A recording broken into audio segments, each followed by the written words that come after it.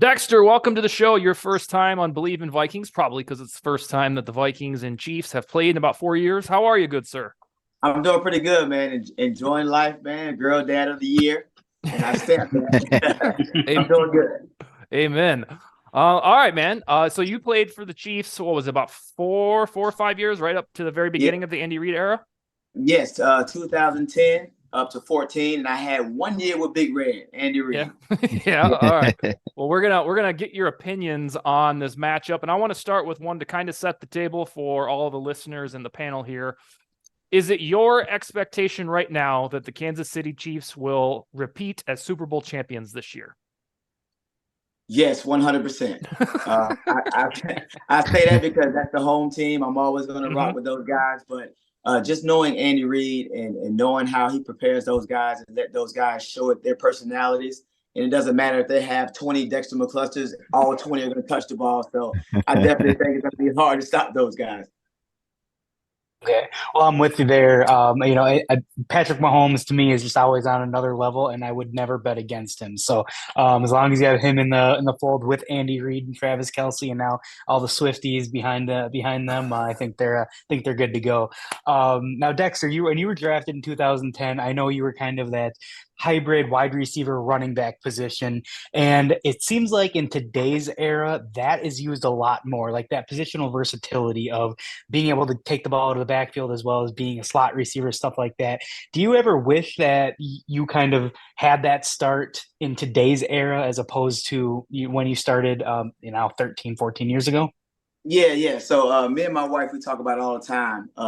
Going back to when I was being drafted, when I was getting those questions, what are you, a receiver, running back, return specialist? And I told him I'm an offensive weapon, an OW, right? And to answer your question, yes, sometimes I'm like, you know what? Maybe I was before my time a little bit. You know what I mean? But at the end of the day, I know that guys like myself, guys like Sproles, we kind of popped on the scene and let them know that little guys matter. We make big impacts. And now, like you said, the versatility in the NFL now, it's like, it's being used like no other. It brings excitement to the game. Well, it's like, I don't know how much of a fantasy football guy you are, but back in around that time, I was in a league that you were extremely valuable because it got return yards as well as points per reception. And so like it was a cheater player because you could be used in both a wide receiver and a running back spot. So it's like, all right, you fill in your depth pieces and make sure you get Dexter McCluster because he's going to get you some cheap points on the return yardage alone. I got a question for you though.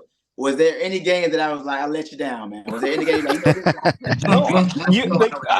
No, not at all. Like it was because it was a very deep league. I think it was like 16 teams, and like you could start two quarterbacks, all of that. So you had to find those little edges of, all right, I'm not going to get a great running back, so it's like give me a guy that I know at least is going to touch the ball, and even if you get 20 yards on a return, like you're at least you get 5-6 points at a minimum out of some spot. Yeah, you're good. So no, you did me well every year, and that first year, I remember I was like, he's a second round pick. They're going to find a way to use him. And I don't care how he gets the yards are coming. Yes. Hey, Bryant, we're going to get into some of the Viking stuff here in a minute. Do you also consider the Chiefs the Super Bowl front runner through 4 weeks to repeat? Or do you think it's more up in the air than Dexter does? I feel like for the past couple of seasons, they've been kind of like a front runner. I do think that's the team that everybody's going to go out there and play the hardest game again. So, I mean, that's the only thing that's like kind of, on the downside for them is that they have to go out there and compete at a high level every week because everybody's trying to take them out because they are the reigning champions. But I feel like they do have the ability to still go in there and do it. They have the experience as far as coaching and players. So I feel like they're very capable. What I've said and written about ad nauseum is since we realized that Mahomes is going to be godlike, so what, probably the middle of 2018, early 2019, I said that the Chiefs are just going to win the Super Bowl every other year because teams have such a hard time repeating for some reason nowadays. It just feels like he's going to win MVP every other year, and then they're going to win the Super Bowl. And that theory is a little wonky, but it's there for the most part. Wes, what do you got for Dexter tonight? Yeah, Dexter, how we doing? I'm doing pretty good, brother. How you feeling? I'm doing well. It's been a long day, but I'm here ready to bring it. So Man, I appreciate your energy. Yes, sir. Natural. Oh yeah, oh yeah. I love it. I love Thank it. Um, which wide receiver from this Kansas City committee has the best chance to eventually emerge? We got MVS, Justin Watson, Sky Moore, Kadarius Toney, Rashi Rice, Justin Ross. You have Richie James, who's a sneaky play if he can come back from IR. So, I mean, which one do you see? I definitely I like Ross. Okay. I definitely do. Again, he's a guy that he can make an impact. Andy Reid's going to figure out and continue to figure out ways to get him that ball. So I think he's going to be definitely a key playmaker in the years to come. So definitely Ross, man. I've been watching this game, watching it for a while, and definitely do. Yeah. Nice. My next thing for you, Dexter, is so the week one, the Chiefs, the first game of the season, in fact, they didn't have Travis Kelce, didn't have Chris Jones, and they looked out of sorts and lost to the Lions, who we don't like on the show these days. And then I don't like him either. and then last weekend against the Jets was supposed to be Rodgers and Mahomes. We didn't quite get that. It seemed like the offense was a little out of sync. So my question to you is it we expect the Chiefs to be somewhat perfect at all times, that this herky-jerkiness kind of emerges sometimes, or is there genuine concern that this offense isn't quite humming yet? I don't think it's no concern because at the end of the day, they have Big Red, they have Patrick Mahomes, they have the keep Pacheco, man. That's my guy. Like I really every time I look at the TV, I'm like, you know what? I'm getting that feeling that people probably used to feel with me, that anytime, any second, this might be the play. But yeah, when you have guys, key guys that's missing, Travis Kelce, that's out the game, yes, you're going to have some rhythm issues because they're a big part of what the Chiefs do. And going back to what you said about the fans and just the people that watch football, the Chiefs fans, they expect greatness every time, right? Because of what they've done in the past, Super Bowl champs. So, they kind of get spoiled to that fact. But at the end of the day, it's the NFL. It's the best of the best, no matter what team it's on. So, I mean, it's any given day. But to answer your other question, no concern. No concerns. I think we're going to keep it together. The players that we have, the coaches that we have, and just that resiliency and knowing that, hey, this is who we are. This is what we do. We keep punching. The outcome is usually pretty good for us. And begrudgingly because it's Vikings week for them, I agree with you. Whenever I watch them, especially against the Jets, and they don't, like, if receivers are dropping passes or the offense isn't humming, I think you and I agree that we're always of the opinion, like, well, they're going to figure it out soon. And it's usually spearheaded by Mahomes. And, in the end, it seems to work out. Right. 100%. Like you said, he's the general. Mahomes is Mahomes. That's Big Pat right there. You know what I'm saying? So, like, at the end of the day, when things don't look how we think they should look, or if we're not running like that fine oil machine, we know we still have that general in the driver's seat. So it's again, the play is never over, right? He can extend plays. He's special with his legs. He's special with throws that I haven't seen. The one I'm looking for now from him is just throw one under the leg. If he do that, he go to for life. He go to for life. He might practice it. He might get it done. I don't know how he's gonna do it, but again, it's Patrick Mahomes. Well, it wouldn't shock me if he did something like that. But well, Dexter, I want to take it kind of off the gridiron. I know, I don't know how far you and Bryant's relationship go back, but I remember when you guys were in Hawaii, I believe around Super Bowl time or whatever. So I remember watching some of the Instagram videos and stuff, and you're on vacation, you're in Hawaii. How is this man, or who's dragging who to wake up early? I don't know how early it was in Hawaii, but to get that workout in. Were you dragging him around, or was he dragging you around, or what was that like? No, I think it was a little bit of both. From us both playing at a high level, from us both still wanting to make sure we maintain who we are, stay conditioned, just stay feeling like we just that feeling that we have, right? So I'm an early bird. I work out every day. I don't. I'm not as early as him, so yeah. I'm like, I'll do the work, but you're rolling up from the club right to the drag me to come in at like 5 in the morning, 6 in the morning. Yeah, I was okay with doing it like at 8 o'clock. yeah, you're right. But man, I'm so on schedule to getting up at 4 o'clock, 5 o'clock. I mean, I can wake up without an alarm clock, but again, having guys like B-Mac, man, just still having that camaraderie, being able to get up, being able to move, because at the end of the day, we have a lot of people and a lot of things to live for. We got a lot of impact that we still have to generate in society. So if we just sit back and just get comfortable, who knows what's going to happen after that? So we still have that competitive edge, man, and still better ourselves and be better no matter what. And we've come to the conclusion, we've known Bryant now a couple of years, like he knows everybody. So it's not a surprise whenever he throws a name out there or something. So and no one ever has anything bad to say about him. So it's it's a great feeling to be on that side of it as well. 100%. Oh, what y'all don't know too is Dexter joined us for the Players Choir. Oh yeah. I'm telling you. Oh. Yes, sir. You got the voice too. Yeah, cool. That was fun. So when B-Mac hit me up, I was in my bed. Feet kicked up. I forgot what show I was watching, probably Force or Power or something like that, right? So I'm watching that, and I get I think it was a text, and he was like, "Hey, yo, I mean, you still saying that?" I'm like, yeah, I still dibble and dabble. And he was like, "Listen, we got the Players Choir. We got to be in Orlando, but the only thing is, you got to be here tomorrow." And I said, "What?" Man, I have 5 daughters, man. A strong wife from New Orleans. So I just can't get up and say, "Hey, babe, I'm going to Orlando." And she'll be like, "Okay, what time we leave?" You know what I mean? So that was a cool thing, just laying down and being able to get back around the guys and get that feeling on stage, man. It's almost like we were running out that tunnel again. I was up there about to lose my mind with the movie. Man, I was telling you, man, but it was something fun, and something that at the end of the day, I can tell all of my girls that, hey, you know what? No matter what you want to do, just go for it. And if it don't work out, it don't work out. But guess what? You did it. You know what I mean? So that's why any opportunity, I try to step up and step up to the occasion, man.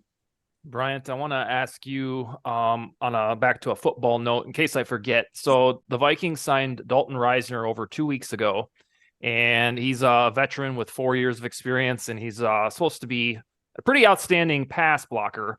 They haven't used him at all on offense yet, and the current right guard, Ed Ingram, usually has one mistake per game that's pretty impactful. Last week it was he allowed a pressure, and Cousins got hit, and the ball went soaring like a dead duck, picked off. Do coaches cling to continuity so much so that they won't play or substitute a guard in to see what he's got? The Vikings coach keeps saying he's going to play the best 5 guys, but we haven't seen Reisner yet.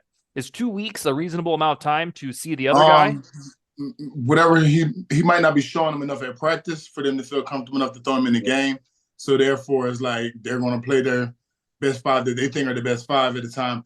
From a fan standpoint, y'all are probably looking at it like, yeah, we just got this guy ready to see him play. Exactly. But at practice, he might not be executing properly for them to feel comfortable enough to put him out there on the field.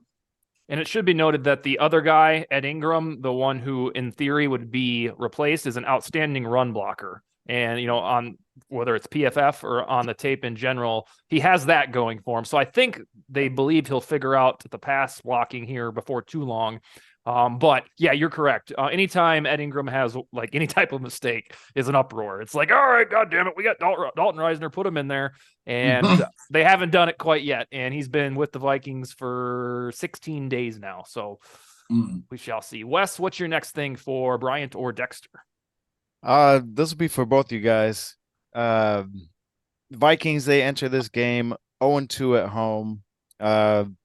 Potential to go 0-3. When I played sports, both football and basketball, in college and high school, home field was always something that we strive to protect and strive to secure the victory in. How important do you think that is for the Vikings entering this game to take care of home court, so to speak?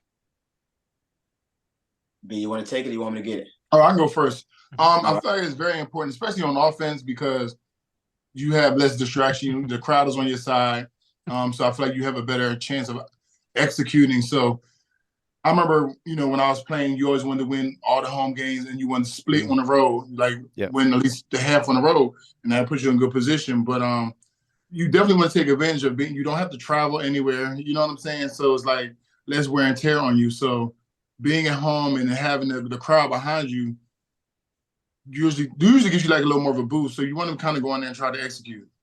Yeah, I definitely agree with it. Home field advantage again, like them Under Armour commercials. We must protect this house, right? So that's the thing.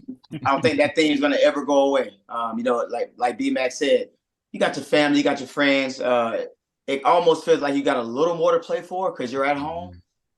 So definitely with a team that's, you know, starting off 0-2, 0-3, whatever the case may be.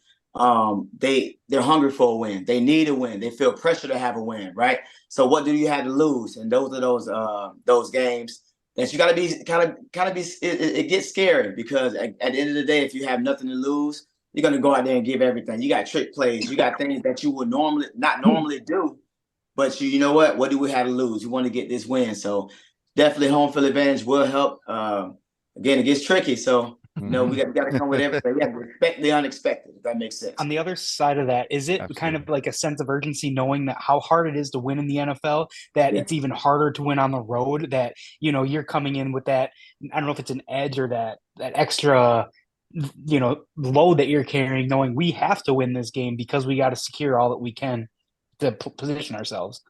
Yeah, let's just get it started. That's the motto. If we get one, then we can build on that, right? So let's just get this one win. Let's get everything that we have. Let's get it started. So when we are on that road, we got momentum. We have confidence, and we got that feeling of freaking winning. That's why we do it, right? Right. Yeah. Yeah. Dexter, my next thing for you, I'm going to ask you about the Vikings, probably because you don't really give a damn, relatively speaking, about them, but I want your opinion. So last year, they went 13-4 with a first-year young offense, first head coach. Kirk Cousins is the QB1 now for the 6th season. Justin Jefferson is Offense Player of the Year. This year, they started 1-3, certainly a regression. So I just wanted to know, what is your generalized opinion of this brand of Vikings? Are they sneaky good for 1-3? Should they have torn it down and started rebuilding? What do you got? When you have a young coach, you have young energy, new energy, and somebody that's eager to prove that they belong there, right? And willing to do whatever to try to make that happen. So when you have that new energy around the program, it can have an effect on the players, a good effect, right? If you're relatable, if you see this guy like has just as much passion as you have to push you, then maybe you're ready to do whatever for that coach, right? Again, just like we were talking about with the Chiefs, don't panic. I think the Vikings, they're sneaky good, right? And all it takes is that we always talk about it, that one play, that offensive lineman, that one play of him making that block and not having that detrimental, what would happen, right? So, yeah, again, with them, don't panic. But if they want to panic this week, it's all good. What about on the proverbial Kirk Cousins spectrum? Do you think he's kind of in that like Matthew Stafford territory, or do you think he's more like, you know, flat out mediocre? And you don't have to hold back. We've had all kinds of opinions on this show. I guess he's a little bit of both. I would say he needs to show something now. Now or never, I think. And in order to save who he is and what he wants his legacy to be and all the good things that he did, I think if it doesn't happen now, then we'll lean on the other direction. Like, you know what? Maybe this is not the guy that we need, right? Yeah, I think right now he's 35. Oh, I know he's 35. And then this is this final year of his contract with the Vikings. So I think without some sort of playoff push, he kind of risks falling into that Andy Dalton territory, which is fine. It's just you never quite got to even an NFC championship. I think that's where he's at right now, or what he risks. And it's kind of a daunting task to be playing the Chiefs and then being at 1-3, and then being in the final year of your deal. And I guarantee he's probably feeling a little pressure, right? You know, and when you feel pressure, sometimes you overthink things, and it can end up, you know, with bad decisions. It can end up, you know, putting you in that category. But I think right now for him, his main focus is, you know what? Remember who I am. Remember how I got here. Stay calm. Stay focused. And just trust what you practice. Trust your reads. Trust your teammates. And after that, you know, everything else will be okay. Ron, what's your next thing for Dexter McCluster? I think we lost him. Oh, we lost him. Oh, yeah. He'll be back. Yeah. It's all right. I got a question for BMAC though on the kind of circling back to the Dalton Reisner. Now on the offensive line, like bringing in a new guy mid-season like that, how much, like if they say he's been in the playbook and he's been whatever, like how much variance is there like from an offensive lineman standpoint, as far as different plays that are being run? Like, walk us through kind of that. It's to me, I told you like before, I feel like it's more about the terminology with the different blocking schemes, more that he has to like translate over to, from his former team to his current, the current team. Cause like certain blocks just have different names based on, where you're at. So that's all. 'Cause, I mean, I told you I came to the Dolphins on the Tuesday and I played on that Sunday. Right. And I didn't Hey, have I'm like back. I'm much sorry, issue. brother. I had some technical difficulties. No worries. No worries. Yeah, No worries. man. Sorry. It's all good. Yep. Okay. So Dexter, back to you. In your 1 year under Andy Reid, obviously his reputation, before the Super Bowls and everything, it obviously precedes himself. Like he had a great run in Philly, the long tenure there, the championships, making it to a Super Bowl. What was it like from your perspective with him coming in and obviously everything, his history and whatnot? Like, what was it like adapting to a guy that has that pedigree? Oh man, from day one, man, he's a winner. Championship attitude. He allows his players to play loose. And when you can play loose and have no pressure, and you have the head man behind you that's pushing you. Hey, you know what? You make this catch. I want to see a dance. I want to see what you got, right? So it makes the game fun and takes a little load off your shoulders. So it wasn't an adjustment, man. Just I knew from day one when he got there that this is a guy that I want to play for. This is a guy that's going to put me in the right situations to be able to showcase what I can do. And I think I speak for the whole team and speak for now. Like you can just kind of tell that the players would do anything for him because of who he is. So if they can put him in the Hall of Fame now, I would say go ahead. Dexter, when you see their tricky or their goofy shit, like the ring around the rosy, does that surprise you at all? I would say no. Maybe from when I first was there, it wasn't that. We didn't have a ring around the rose. We had some tricks here and there, but now to see how he's evolved, I guess after you win a couple Super Bowls, man, you kind of feel yourself a little bit. So you want to try a few things, but man, just seeing some of the things he's doing, I'm like, what the heck? And then next thing you know, touchdown. I'm like, yes, sir. Let's go. Whatever that was, let's do it again. Oh, I'm with you. Wes, what's your next thing for the group? All right, Dexter. Question a lot of people want to know: who is the Chiefs' primary threat in the AFC right now? Yes. You can never count the the Bengals. Mm-hmm. Is that where Joe? Is it Joe? Yep. Yeah, definitely. You can never count them guys out. Yeah. And hopefully I'm in the right. They're in the AFC, right? Oh yeah. They're AFC, yeah. I want to make sure, Hey, it's been a while, I've been out the game, but I think so. You can never sleep on that because they're always, just one step away. And up until it was the AFC Championship, they had the Chiefs number. It was weird. They beat them three times in a year. Yeah, and it makes you wonder, like, man, like, do these guys just wake up ready to play the Chiefs? And the weird part for the Bengals on the other high end is that the Browns have their number, and there's no real rhyme or reason to it. Like it's just if those two, it's kind of like back within the last 5, 6, 7 years, whenever the Seahawks or Rams play, whichever team is not good beats the team that's good. It's like they have something about it. I think it's just the football guys, man, because it happens like that on every level, whether it's high school, college. Just you got to have that rule, that unwritten rule. Yeah. One of the final things I wanted to ask you, sir. I don't know how closely you follow the draft or the Vikings, but have you been able to check out Jordan Addison at all? I have not. So if you want to, you can kind of explain, a little bit about him so I can check him out and see what's going on. Yeah, absolutely. So the Vikings on paper needed to get better on defense, but they decided not to do that during the draft.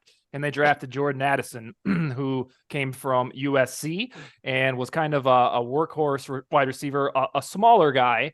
But for the beginning of his career, is complementing Justin Jefferson really well. So I wanted to see if you had perhaps seen any of his tape to project if this would be sustainable for the long term. But you'll have to do that and let us know for the next time. I definitely will. Amen. Sooner than later. Yep. Yeah. Ron, you got anything else for Dexter before we launch into predictions? Yes, just while we have you, obviously being an Ole Miss grad, how I got closely it. do you follow? How closely do you follow your alma mater? Oh man, I was just at the LSU Ole Miss game this past I was going to weekend. ask you about that. That was a hell Yeah, of a so I game. mean, I'm all in with those guys. I don't care who they play. I'm gonna rock with them till the wheels fall off. And Okay.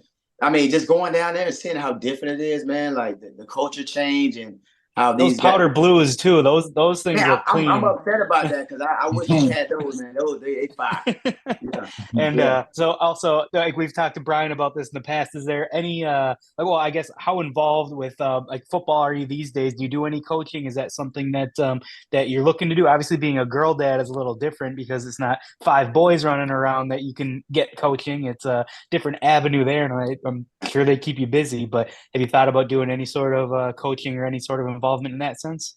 Yeah, I actually do. I'm the running backs Okay. coach for a team. Our name is Independence High School, right Okay. outside of Franklin, Tennessee. So this is my second year coaching the running backs, and they're doing their thing. And I'm loving it, man. Every step of the way, I'm able to kind of Good. show those guys, what it takes, the little things to finish. Just those things that can kind of elevate your level. So I do coach the running backs.